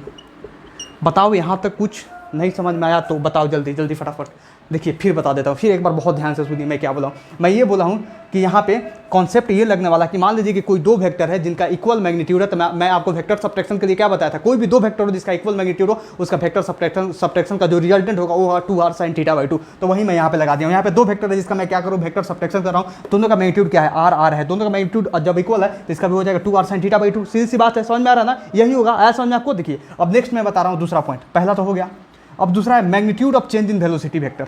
Magnitude of change in velocity vector. अब देखिए magnitude of,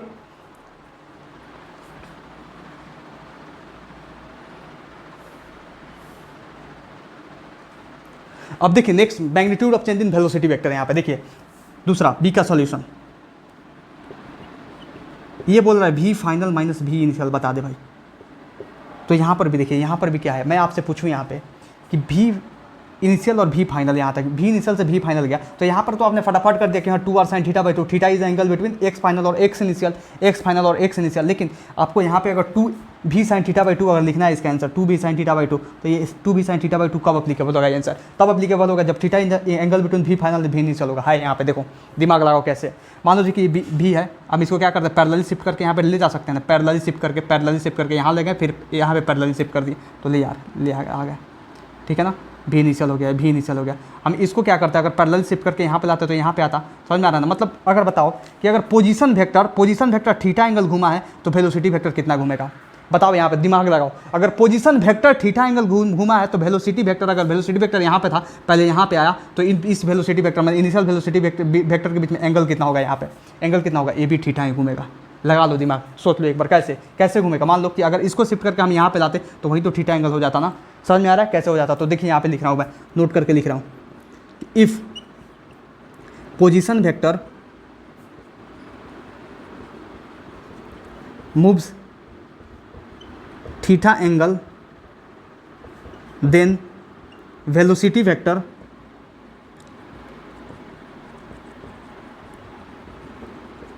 also moves theta angle. समझ में आ रहा है ना, मतलब सेम एंगल मूव करेगा, सेम एंगल, तो इसके बीच का भी एंगल कितना हो जाएगा, थीटा हो जाएगा। समझ में आया। इतना बात ध्यान रखिएगा, एक कॉन्सेप्ट है। समझ में आ रहा ना, कॉन्सेप्ट यहाँ से आपको चमका दिया कैसे हुआ, ठीक है ना। देखिए तो ये भी हो जाएगा 2b sin θ/2, क्योंकि v फाइनल v इनिशियल देखा जाए तो वेक्टर सब्ट्रैक्शन हम यहाँ भी कर रहे हैं, यहाँ भी क्या कर रहे हैं, वेक्टर सब्ट्रैक्शन कर रहे हैं। और वेक्टर सब्ट्रैक्शन किन चीज़ का कर रहे हैं, उसका वेक्टर सब्ट्रैक्शन कर रहे हैं जिनका मैग्नीट्यूड दोनों का सेम है, मैग्नीट्यूड सेम है और दोनों के बीच में थीटा एंगल, मैग्नीट्यूड सेम है दोनों के बीच में थीटा एंगल, तो लगा देंगे भैया ये वाला चीज़। तो ये इसका आ जाएगा 2b sin θ/2। आया आपको समझ में, बहुत अच्छे से चमका नहीं। चलिए इसे नोट कीजिए जल्दी फटाफट।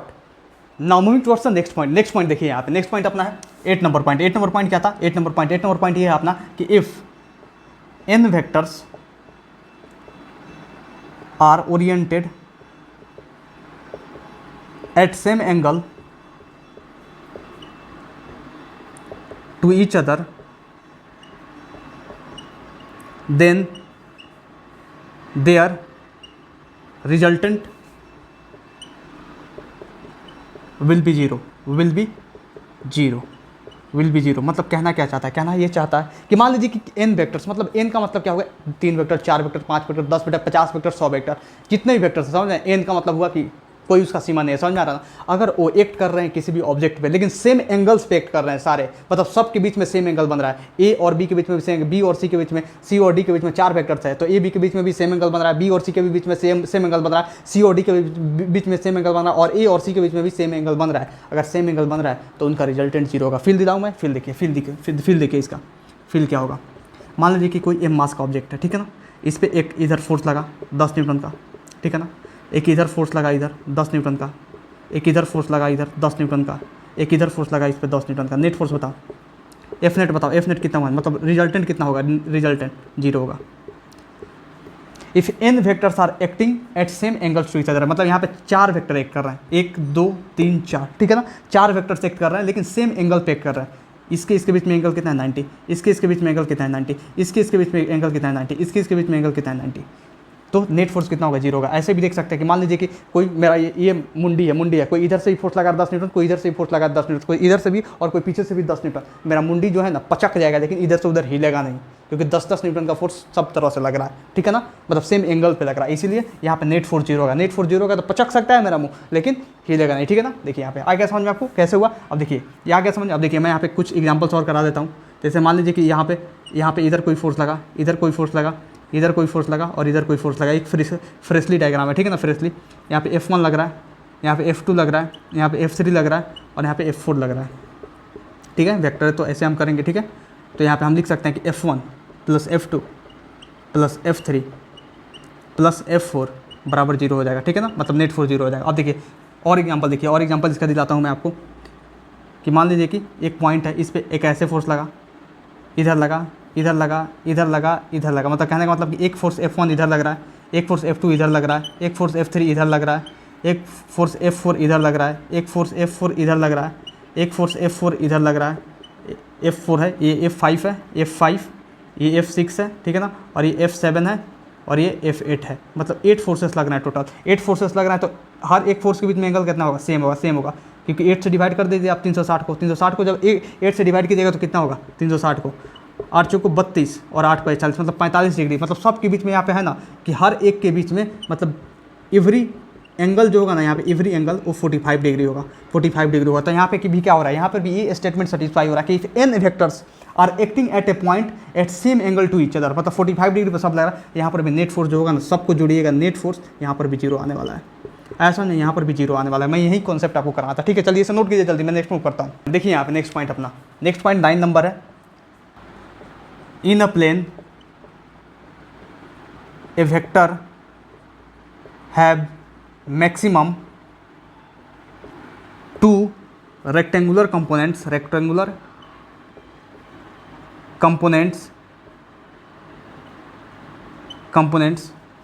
and their magnitude is less than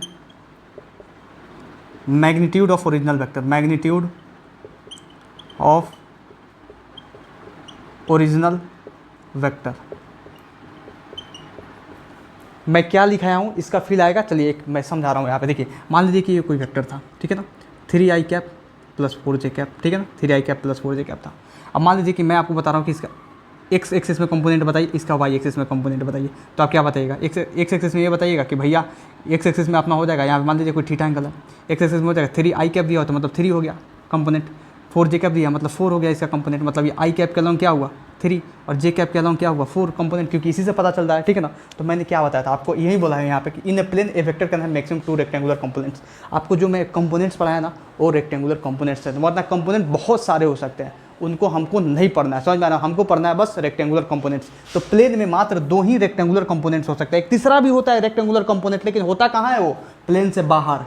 ये x एक्सिस, ये y एक्सिस, ये z एक्सिस, ये प्लेन से बाहर होता है। तो प्लेन में देखना है अपने को, प्लेन में देखना है अपने को, स्पेस में नहीं देखना है। स्पेस का मतलब हुआ 3D, प्लेन का मतलब हुआ 2D, समझ में आ रहा था। इस 2D में देखना है, तो इसमें क्या आ रहा है, x एक्सिस और y एक्सिस, z एक्सिस तो बाहर आ जा रहा है, ये भी रेक्टेंगुलर कंपोनेंट है, लेकिन इसका जो है ये बाहर आ जा रहा है, इसलिए इसको हम काउंट नहीं करेंगे। इसलिए बोलते हैं यहाँ पे कि एक प्लेन में एक वेक्टर के पास मात्र 2 ही, मैक्सिमम 2 रेक्टेंगुलर कंपोनेंट होंगे, and there magnitude is less than magnitude of original vector. मतलब ये जो रेक्टेंगुलर कंपोनेंट आएगा ना, इसका मैग्नीट्यूड इस ओरिजिनल वेक्टर के मैग्नीट्यूड से कम आएगा। देखिए मैं बताता हूँ कैसे। इसका ओरिजिनल वेक्टर का मैग्नीट्यूड कितना आएगा, देखिए यहाँ पे 3 का स्क्वायर प्लस 4 का स्क्वायर, मतलब ये आ जाएगा अंडर रूट 3 3 9 प्लस 4 चौको 16, मतलब ये आ गया 9 4 9 16 और 9 कितना 25, रूट 25 का मतलब 5। अब देखिए यहाँ पे 5 किसका मैग्नीट्यूड है, 5 जो है मैग्नीट्यूड है भैया इस वेक्टर का। ये जो वेक्टर हम लिए थे, ओरिजिनल वेक्टर का मैग्नीट्यूड कितना है 5 है, लेकिन उसके कंपोनेंट्स का मैग्नीट्यूड कितना है, लेस ही तो है 3 है और 4 है। तो ये लाइन को समझा दिया है, आया समझ आपको। अब नेक्स्ट 10 नंबर पॉइंट देखिए यहाँ पे, 10वां नंबर पॉइंट है, मैं बता रहा हूँ आपको कि अगर मैं a क्रॉस b यहाँ पे लिखूँ, इसका मैग्नीट्यूड आपसे पूछूँ तो आप क्या बताइएगा, आप बताइएगा ए बी साइन थीटा। समझ में आ रहा है, A B sine theta, N cap था लेकिन मैग्नीट्यूड पूछ रहा हूँ तो ये एन कैप हट जाएगा। समझ में आ रहा है ना, डायरेक्शन का बात यहाँ पे हो ही नहीं रहा है, बस यहाँ पे मैग्नीट्यूड का बात हो रहा है। यहाँ पे हम क्या करते थे, इस चीज़ को 2 तरीके से लिखते थे। 2 तरीके से कैसे लिखते थे, एक तो लिखते थे यहाँ पे ऐसे, एक तो लिखते थे पहला तरीका क्या लिखते थे, पहला तरीका लिखते थे कि ए क्रॉस बी का magnitude is equal to A into component of B which is perpendicular to component of B perpendicular to A, ठीक है ना, component of B perpendicular to A, perpendicular to A. आया समझ में आपको। अब देखिए ऐसे लिखते थे ना, ऐसे लिखते थे, और दूसरा क्या लिखते थे हम, दूसरा लिखते थे ऐसे, दूसरा A cross B is equal to B into component of A perpendicular to B, component of A perpendicular to B. कोई शक इसमें, कोई शक नहीं होना चाहिए, कोई शक नहीं होना चाहिए। समझ में, मैं आपको इसका लिखाता था ना, जिसको इसमें इसको क्या बोलते थे, component of B perpendicular to A को क्या बोलते थे, बी साइन थीटा। इसमें इसको क्या बोलते थे, component of A perpendicular to B को A sine theta. A sine theta diagram कैसा था, अपना डायग्राम बता दो आपको। चलिए 2 डायग्राम यहाँ पे बता देता हूँ। एक तो डायग्राम ये था, ये ए था और ये बी था, बी था। तो हम इसका कंपोनेंट एक लेते थे, यहाँ पे थीटा पे ए कॉस थीटा होगा यहाँ पे, और ऊपर जो होगा यहाँ पे ए साइन थीटा होगा, ए साइन थीटा होगा। डायग्राम से समझा देना, ठीक है ना, लपटाइए मत कहीं भी।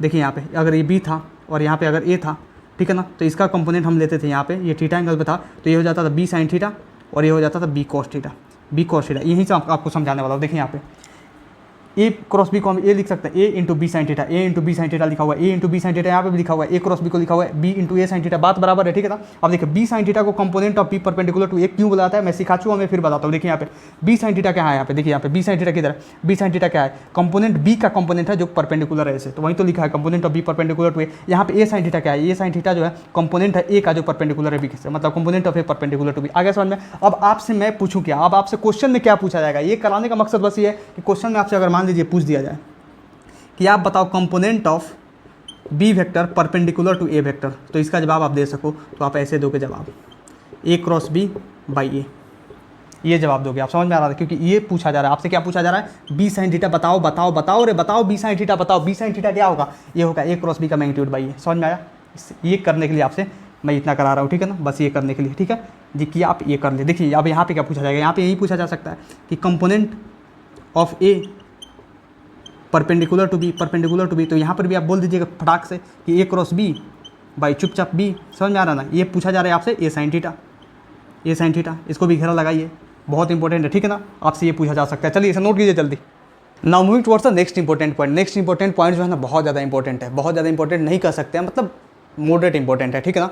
ये जो पॉइंट है triangle law of vector addition जैसा है, मतलब मैं आपको पढ़ाने वाला हूँ polygon law of vector addition. देखिए यहाँ पे polygon law of vector addition आपने पढ़ा था ना, triangle law of vector addition मतलब सेम है polygon law of vector addition. वैसे ही triangle law of vector addition किस मतलब ये होता था 2 वेक्टर्स के लिए, तो polygon law of vector addition जो है मोर देन 2 वेक्टर्स के लिए। देखिए आप समझाता हूँ, आपको समझ में आएगा, बातों को सुन लिया ना आपने। देखिए यहाँ पे अपना topic polygon law of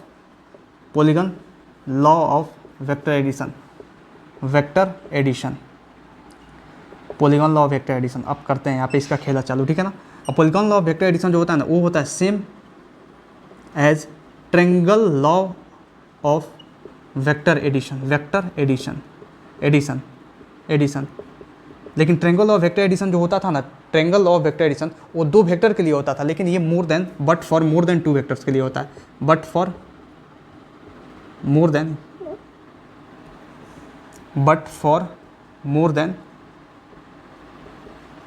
2 vectors. अब देखिए समझाता हूँ, बहुत अच्छे समझ में आएगा। देखिए ट्रायंगल ऑफ वेक्टर एडिशन था TLVA, triangle of vector addition. तो ट्रायंगल ऑफ वेक्टर एडिशन में क्या था, अपना एक लेते थे ए वेक्टर, ठीक है ना, ये दूसरा लेते थे अपना बी वेक्टर, ठीक है ना। अब इसका हमको क्या करता था, वेक्टर एडिशन करना था, ट्रायंगल ऑफ वेक्टर एडिशन लगाना था इसमें, तो हम करते थे कि ए वेक्टर को सेम ऑर्डर में ले जाओ, इसी के सेम ऑर्डर में बी और बी वेक्टर को शिफ्ट कर दो। समझ में आ रहा ना, लेकिन अपोजिट ऑर्डर में आपको डालना है रिजल्टेंट को। तो अब हम लिखते थे यहाँ पे आर वेक्टर बराबर ए वेक्टर प्लस बी वेक्टर। कोई शक इसमें, कोई शक नहीं होना चाहिए, ये आपको सिखा चुका हूँ बहुत बढ़िया से, ठीक है ना। यहाँ समझ में आपको, देखिए यहाँ पे अब मैं आपको बता रहा हूँ polygon law of vector addition. अब polygon law of vector addition जो है ये कैसे काम करेगा, ये तो 2 वेक्टर के लिए आपने देख लिया कि एक ए वेक्टर था एक बी वेक्टर था, मात्र 2 वेक्टर के लिए ही होता है ट्रायंगल ऑफ वेक्टर एडिशन। तो उसका रिजल्टेंट हम क्या करेंगे, एक सेम ऑर्डर और इसका अपोजिट ऑर्डर हो जाए, ठीक है ना। अब देखिए अब polygon law of vector addition मान लीजिए कि कोई ए वेक्टर है, ये मान लीजिए कि कोई बी वेक्टर है, ठीक है ना, और मान लीजिए कि ये कोई अपना सी वेक्टर है, और मान लीजिए कि सी वेक्टर के बाद ये है अपना कोई डी वेक्टर, ठीक है ना, ये डी वेक्टर है, A B C D vector, मतलब इतने वेक्टर्स है, 4 वेक्टर्स है। अब हमको क्या करना है ना, इन चारों वेक्टर्स को ऐड करना है, एडिशन ऑफ वेक्टर्स। मतलब ये भी क्या बताता है, polygon law of vector addition लिखा हुआ है, मतलब पॉलीगॉन लॉ भी सिखाता है वेक्टर को ऐड करना। पॉलीगॉन का मतलब क्या होता है, मेनी साइड्स। ट्रायंगल लॉ मतलब एक ट्रायंगल बनेगा, मतलब 3 साइड। पॉलीगॉन लॉ मतलब मेनी साइड्स, मतलब मेनी साइड्स को आपको क्या करना है, जोड़ के रिजल्टेंट फाइंड करना है। तो इसको काम कीजिए, आप वही काम कीजिए जो उसमें करते थे। समझ में आना, इसको पैरेलल शिफ्ट करके हम ले आए यहाँ पे ए वेक्टर, बी वेक्टर को पैरेलल शिफ्ट किए, इसी में जोड़ दिए बी वेक्टर, ठीक है ना, कोई दिक्कत नहीं। सी वेक्टर को भी पैरेलल शिफ्ट किए, लीजिए यहाँ पे सी वेक्टर, कोई दिक्कत, सी वेक्टर को ऐसे था ऐसे कर दिए। अब डी वेक्टर है तो डी वेक्टर को भी पैरेलल हम यहाँ पे शिफ्ट किए ऐसे, डी वेक्टर, ये अपना ए वेक्टर, यहाँ पे ए वेक्टर। समझ में आ रहा है। अब इसको जोड़ना है तो ये क्या हुआ, सेम ऑर्डर। लेकिन अपने को अब ऐसे कर दूंगा तो ये सेम ऑर्डर हो जाएगा, लेकिन अपोजिट ऑर्डर मतलब ऐसे, ये हो गया अपना रिजल्टेंट इनिशियल से फाइनल पॉइंट में के बीच में। वैसे ही ए वेक्टर था, बी वेक्टर था, तो इनिशियल से पॉइंट फाइनल पॉइंट के बीच में हम क्या करते हैं, तीर ड्रॉ करते थे, लेकिन अपोजिट ऑर्डर में मतलब अपोजिट ऑर्डर में ये भी अपना हो गया, ठीक है ना। तो हम यहाँ पे लिख देंगे कि जो आर वेक्टर होता है ना वो ए वेक्टर होता है plus B vector plus C vector plus D vector. आया समझ में आपको? आया बहुत ही बढ़िया समझ में। चलिए एक क्वेश्चन देता हूँ, उससे और बढ़िया चमकेगा, ठीक है ना। देखिए यहाँ पे क्वेश्चन लिखिए। क्वेश्चन ये है कि for the given figure which of the following is true, क्या सही होगा। देखिए फिगर अपना ये है, फिगर ये है कि मान लीजिए कोई ये ए वेक्टर है, ठीक है ना, ए वेक्टर है, ये हो गया अपना बी वेक्टर और ये हो गया अपना सी वेक्टर, ठीक है ना, सी वेक्टर यहाँ तक आया, थोड़ा सा और आगे कर देते हैं सी वेक्टर और इसको यहाँ तक, ठीक है ना, सी वेक्टर। ये फिगर दिया अपना मस्त सा फिगर है, ठीक है ना। ये ऐसे है ए वेक्टर और ये बी वेक्टर और ये सी वेक्टर, ठीक है। अब ऑप्शन अपना है A vector plus B vector plus C vector बराबर 0। बी नंबर ऑप्शन है कि A vector plus B vector बराबर minus of C vector. C number option है कि A vector plus C vector बराबर माइनस ऑफ बी वेक्टर। और D number option है आपका कि B vector plus C vector बराबर माइनस ऑफ ए वेक्टर, ठीक है ना। और डी नंबर ऑप्शन है ऑल ट्रू, ई नंबर ऑप्शन हो गया ना, ई ऑल ट्रू। अब इस क्वेश्चन को कृपया आप अपने से करें, थोड़ा सा दिमाग लगाएं, समझ में आ रहा ना, दिमाग लगाइए, थोड़ा सा सोचिए इस सवाल के बारे में कि सच में ये सवाल जो है ना ये कैसे घुमा रहा है आपको, ठीक है ना, ये सवाल कैसे घुमा रहा है। देखिए मैं इसका सोल्यूशन करता हूँ, ठीक है। आपने कर लिया, पहले पॉज करके आप कीजिए, आपको 5 मिनट का समय देता हूँ, सोचिए। जब तक सोचिएगा नहीं तब तक दिमाग का एक्सरसाइज नहीं होगा, दिमाग का कसरत नहीं होगा। तो दिमाग का एक्सरसाइज यहाँ पे नहीं कीजिएगा तो वहाँ पे तो एग्जाम में नया नया सवाल मिलता है, वहाँ पे कैसे कर पाइएगा। तो यहाँ पे सोचिए, सोचने पे मजबूर होइए, सोचने में मजबूर कीजिए अपने दिमाग को, ठीक है ना। चलिए यहाँ पे देखिए, कर लिया आपने, मैं करता हूँ। देखिए इस डायग्राम को अच्छे से एनालाइज करना है। पहले देखिए ये जो है पॉलीगॉन लॉ ऑफ वेक्टर या ट्रेंगल ऑफ वेक्टर एडिशन पे आधारित है, बस समझ लीजिए कि इससे TLBA से हो जाएगा solve, triangle of vector addition से सॉल्व हो जाएगा। देखिए कैसे, A plus B plus C बराबर 0, A plus B plus C बराबर 0। यहाँ पे सेम ऑर्डर मतलब जहाँ से गया था वहीं पे आ गया, सीधी सी बात है। तो रिजल्टेंट 0 होगा, सीधी सी बात है। मतलब यहाँ पे लिखना चाहता हूँ ये कि resultant of close loop is always zero, जहाँ क्लोज लूप बन जाए।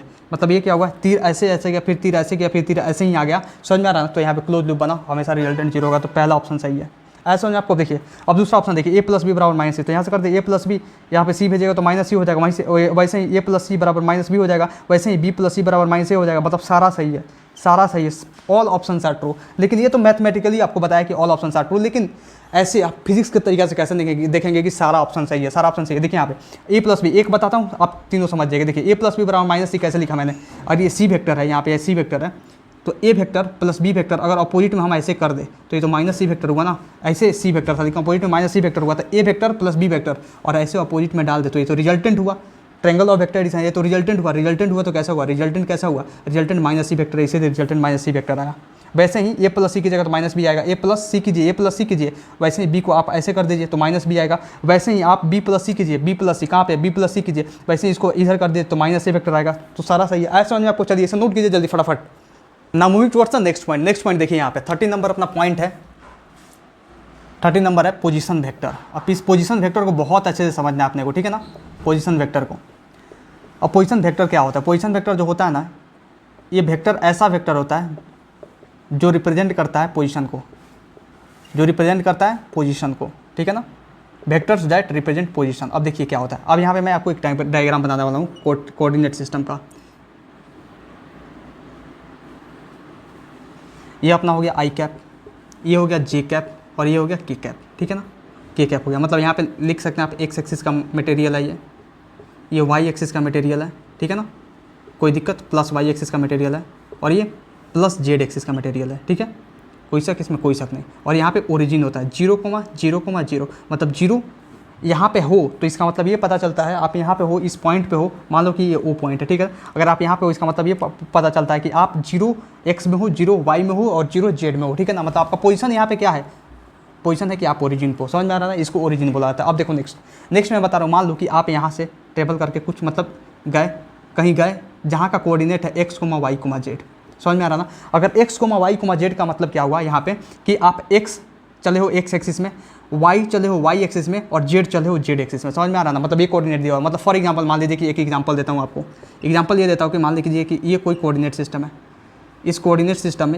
सिस्टम में आप क्या किया हो, इस ओरिजिन से आप यहाँ पे चले हो, यहाँ पे कुछ पॉइंट लिखा हुआ है 2, 3, 4, समझ में आ रहा ना। इसका मतलब क्या हुआ, इसका मतलब ये हुआ कि ये एक्स एक्सिस है अपना, ये वाई एक्सिस है और ये जेड एक्सिस है। इसका मतलब क्या हुआ, 2, 3, 4 का फील दीजिए बहुत अच्छे से, ठीक है ना। आज तक रटे होंगे, आपको फील दिलाता हूँ। इसका मतलब ये हुआ कि ओरिजिन मतलब ये हुआ, ओरिजिन इसको रीड किया जाता है, समझ रहा है ना। ओरिजिन मतलब ये पॉइंट, ओरिजिन से आप 2 यूनिट एक्स में चले हो, 3 यूनिट वाई में चले हो और 4 यूनिट जेड में चले हो, मतलब कहने का मतलब ये हुआ कि आप x में कितना गए हो 2, 1, 2 यहाँ तक गए हो, समझ में आ रहा ना। y में कितना गए हो 3, 1, 2, 3 यहाँ पे गए हो, समझ में आ रहा ना। और z में कहाँ पे आए हो 1, 2, 3, 4, और ये z कहाँ है, ऐसे निकला हुआ है z, समझ में आया ना। इसका मतलब ये हुआ पोजीशन वेक्टर का मतलब। चलिए आपको आया समझ में बढ़िया से। चलिए इसे नोट कीजिए, मैं नेक्स्ट बताता हूँ आपको डिस्प्लेसमेंट वेक्टर, जल्दी फटाफट नोट कीजिए। Now moving towards the next important point. देखिए यहाँ पे नेक्स्ट इंपॉर्टेंट पॉइंट अपना 14 नंबर पॉइंट है, डिस्प्लेसमेंट वेक्टर।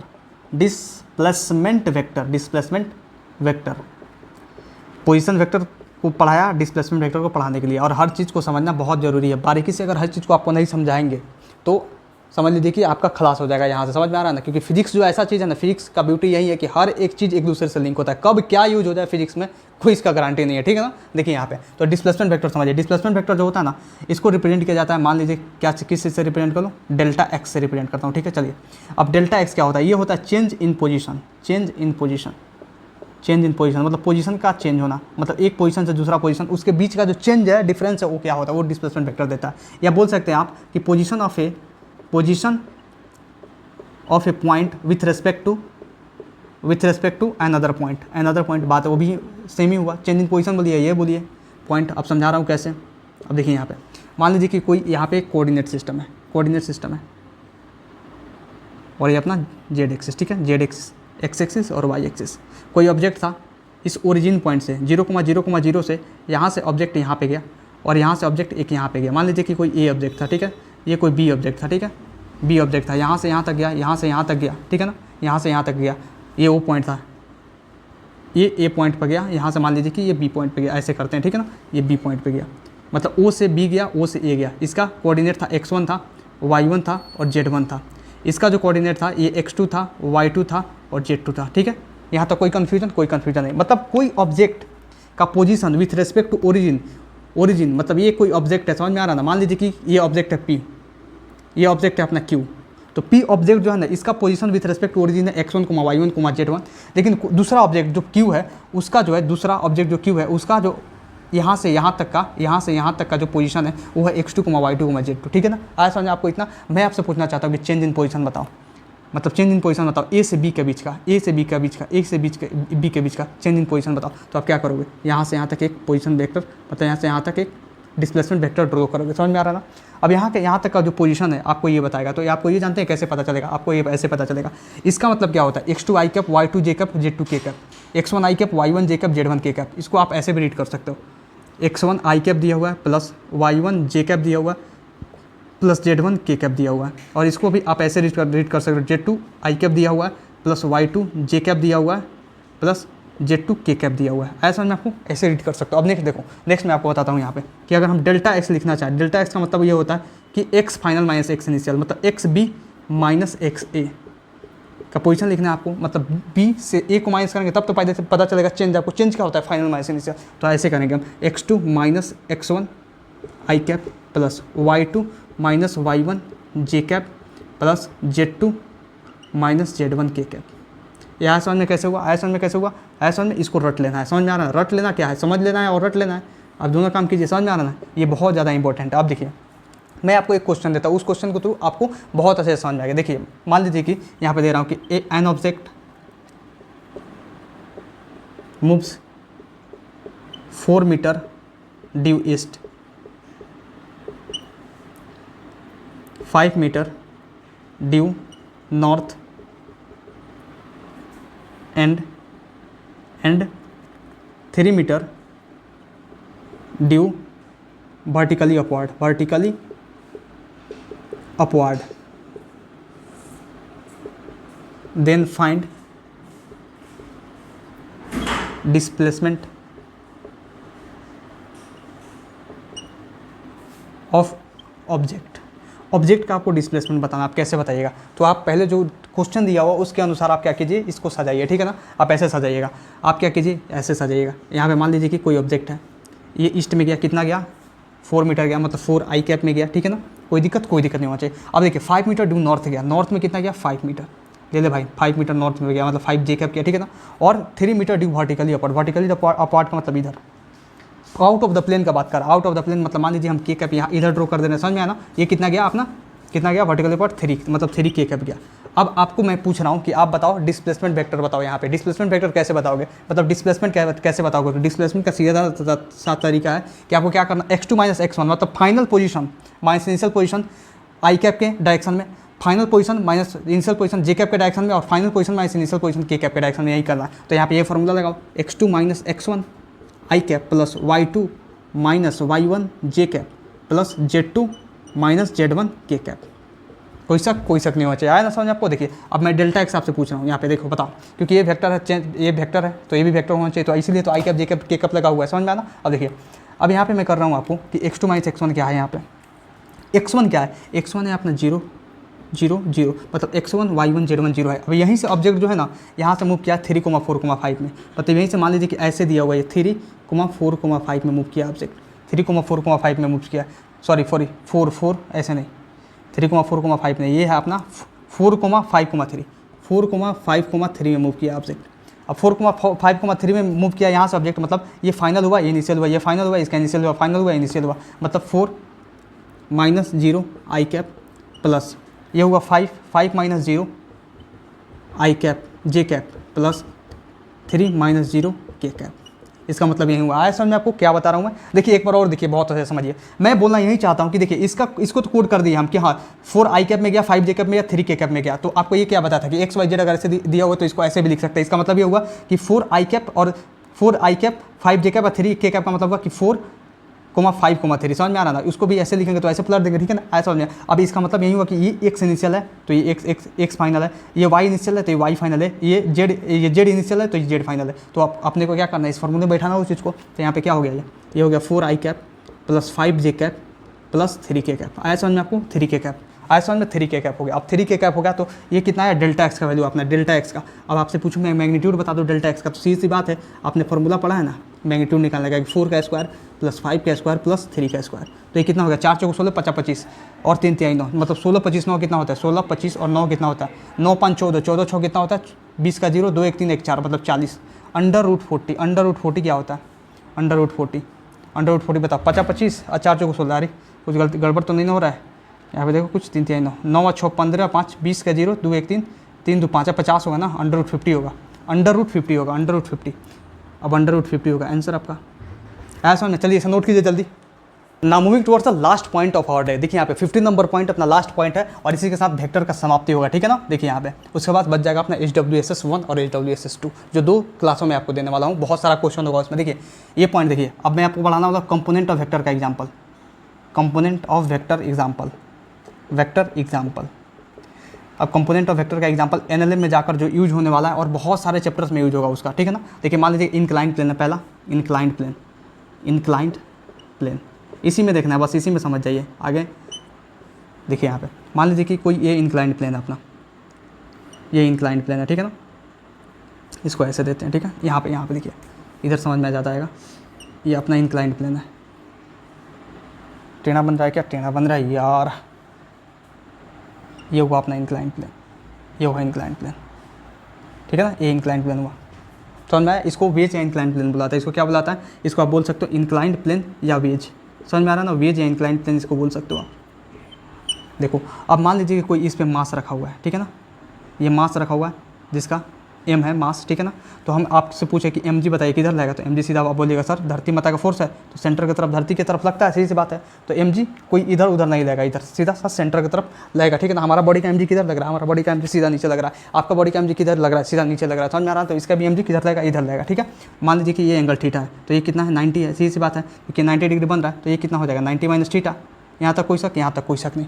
अब देखिए मैं आपको एक और बात बताना चाहता हूँ कि अगर एक नॉर्मल रिएक्शन नाम का फोर्स होता है, और नॉर्मल रिएक्शन नाम का जो फोर्स होता है ना, कभी भी कॉन्टैक्ट में कोई भी ऑब्जेक्ट होता है ना, उस पर एक नॉर्मल रिएक्शन फोर्स लगता है। ये आपको समझ में आएगा। चलिए अभी बस जानने के लिए बस जान चाहिए, ठीक है ना, आपको एनएलएम में मैं पढ़ाऊंगा, ठीक है। अब देखिए यहाँ पे ये हो गया। अब मान लीजिए कि ये 90 माइनस थीटा है, तो मैं पूछूँ आप ये एंगल बताओ कितना होगा, आप ये एंगल बताओ, ये एंगल कितना होगा, ये एंगल, ये अगर 90 माइनस थीटा तो ये एंगल कितना होगा, ये थीटा होगा।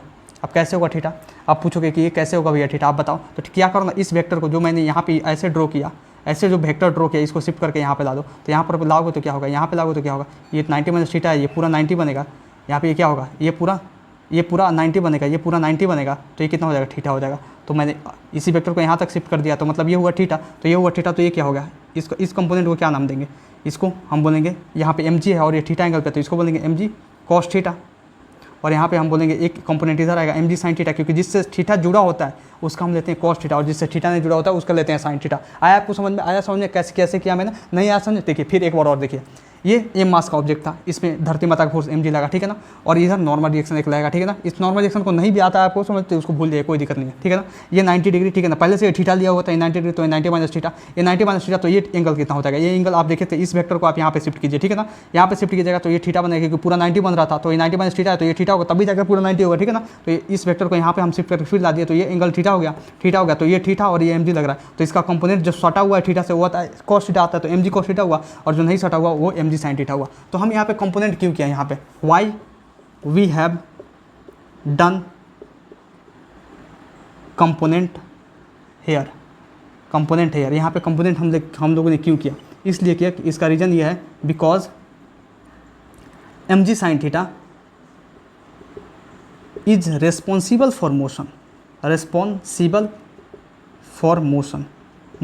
के लिए mg sin थीटा रिस्पॉन्सिबल है। यहाँ पे जो ऑब्जेक्ट यहाँ पे है, तो अगर ये ऑब्जेक्ट इधर गिरेगा तो बस mg sin थीटा के चलते गिरेगा, बस यहाँ पे कोई नहीं है जो गिरा सके इस ऑब्जेक्ट को, किसी में औकात नहीं। mg का बस mg पूरा नहीं गिरा रहा है इस ऑब्जेक्ट को, यहाँ से mg cos थीटा तो बस इसको स्थिर करके रखा है, न्यूटन इसको चाँप दिया है, मतलब n जो है ना, n इसको mg cos थीटा को चाँप दिया है, लेकिन mg sin थीटा जो है ना, इसको गिराने के लिए रिस्पॉन्सिबल। अगर ऑब्जेक्ट इधर घसक रहा है तो mg sin थीटा के चलते आएगा, इसलिए हम लोग को कंपोनेंट लेना पड़ता है। तो ये आपको पढ़ना होगा एनएलएम में जाकर, समझ में आ रहा ना। लेकिन वेक्टर पढ़ाया तो कंपोनेंट लेना अगर सिखाया तो कंपोनेंट का यूज है तो है कहाँ भैया, बहुत जगह यूज है। अभी तो मात्र यहाँ पे ये सिखाया, अभी बहुत सारा फोर्सेज का नाम ले लूँ तो आप समझ लीजिए कि आपका दिमाग जो है ना भ्रमित हो जाएगा, इसलिए मैं नहीं हर चीज़ बताना चाहता, ठीक है। तो चलिए आज के लिए बस इतना ही, जितना आज मैं कराया हूँ वो इतना ज़्यादा है कि मेरे कमर में दर्द होने लगा है, बस इतना समझिए। आज का क्लास बहुत अच्छे से पढ़िएगा, बहुत ज़्यादा इंपॉर्टेंट उसमें टॉपिक्स हर एक चीज़, लामिस थ्योरम बताया, बहुत सारा important polygon law of vector बताया, बहुत सारा इंपॉर्टेंट चीज़ बताया, उसको बहुत बढ़िया से पढ़िएगा, ठीक है ना। चलिए थैंक यू वेरी मच और आपको बहुत बहुत नमस्कार।